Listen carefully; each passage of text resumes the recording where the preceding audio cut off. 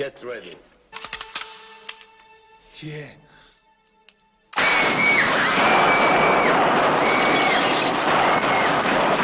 Guys, welcome to a classic film review of 1990s The Krays, starring brothers Gary and Martin Kemp and Billy Whitelaw. Now, this was directed by Peter Medak, and it's based on true events life story of the infamous Kray brothers, Reggie and Ronnie, and their rise in the 1960s criminal underworld. Now, it's a whistle-stop tour that only really focuses on a few bullet points in the careers of a pair of gangsters whose exploits struck a chord with the nation due to its post-war rags to riches angle. Certainly in a decade where conventions were being challenged by a nation losing its faith in figures of authority. Now, I had a quick click through some of those best British gangster movies of all times list, and this wasn't anywhere to be seen in quite a few of them, and I'm here to convince you that I think that this needs a bit of reassessment. Let's take a look.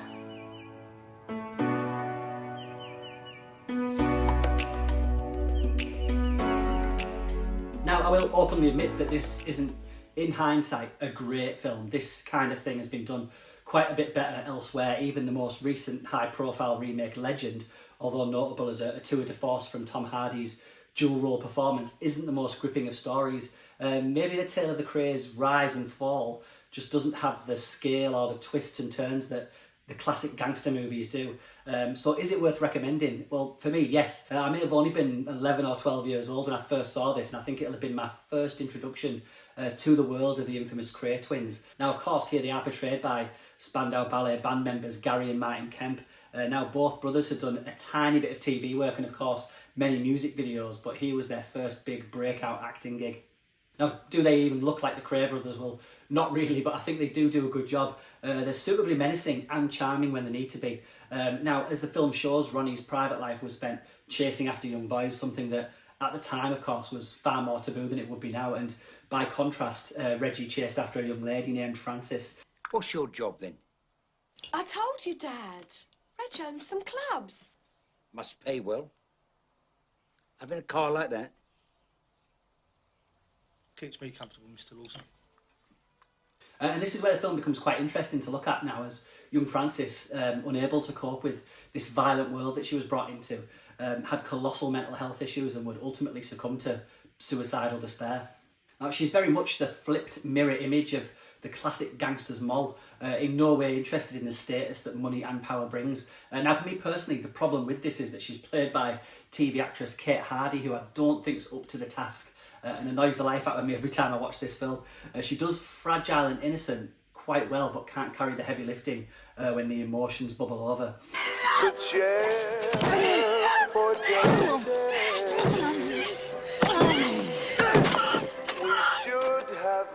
Now, on the flip side of this is Billy Whitelaw playing the Krays' mother, Violet. Whitelaw is an unsung British acting legend who you may have seen in Hitchcock's Frenzy, or as that creepy nanny in 1976's The Omen.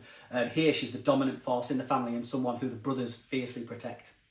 You spent your whole life lying and cheating, and what have you got to show for it? An armchair full of mothballs. Go on, I dare you. You dare touch Mum. What? You heard him. So I do think the Krays' story is so fascinating because the British gangsters, beginning their rise to power in the grimy and unfashionable post-war 50s in London's East End, that of course gets swept up in the whirlwind of the 60s and become famous for hanging out with famous people and being photographed by famous photographers, etc. In Ronnie Kray's own words, the Beatles and Stones ruled music, Carnaby Street ruled the fashion world, and the Krays ruled London. Now, an important fact in historical terms to note is that in 1960, gambling in clubs was legalised in the United Kingdom, which meant it attracted a higher class of punter, and handily, the Krays already owned 4 clubs.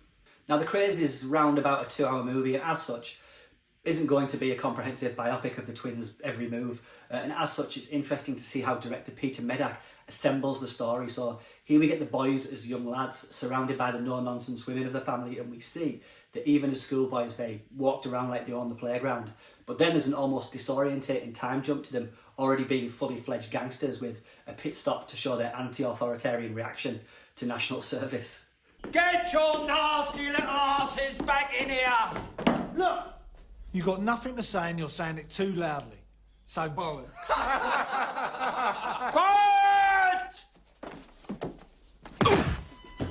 Now, there's no time or interest shown in exactly how the Kray brothers climbed to such prominence in the criminal underworld, and we don't really get to see the Kray brothers' celebrity status. I mean, these guys hung out with Frank Sinatra and Judy Garland. Now, this also, interestingly enough, does not deal with the police investigations into the exploits of the Krays, so at times it can seem like the pair and their gang, the firm, are just committing heinous acts without consequence. So director Peter Medak does an admirable job here with what I can only assume was a limited budget. There's some good period detail, especially in the wartime sequences of areas of London affected by German bombers. And then a bit later, as the film's timeline drifts into the 60s, and we have the obligatory glitzy nightclub sequences, Medak doesn't shy away from the nastiness of the Krays exploits either. These aren't guys who sit and get their henchmen to do their own dirty work. These are sociopathic villains who will slit their rivals' mouths, stab people in the face and shoot their enemies dead in full view of the public. Now, shout out to the clever and quite cheeky sequence where we cross-cut between a clandestine criminal meeting and a living room full of gossiping women. These Maltese have got to go. Yeah? Men are born children and they stay children. They scream and shout and boss people around.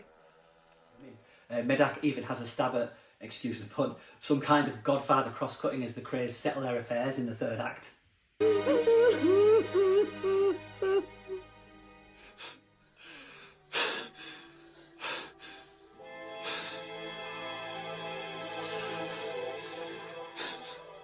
Now, The Krays is quite often accused of being just a flashy TV movie, but ultimately I do think it escapes those constraints. Medak's valiant attempts also depict some of the more gruesome and infamous moments. The back alley Chelsea smile scene still makes me wince.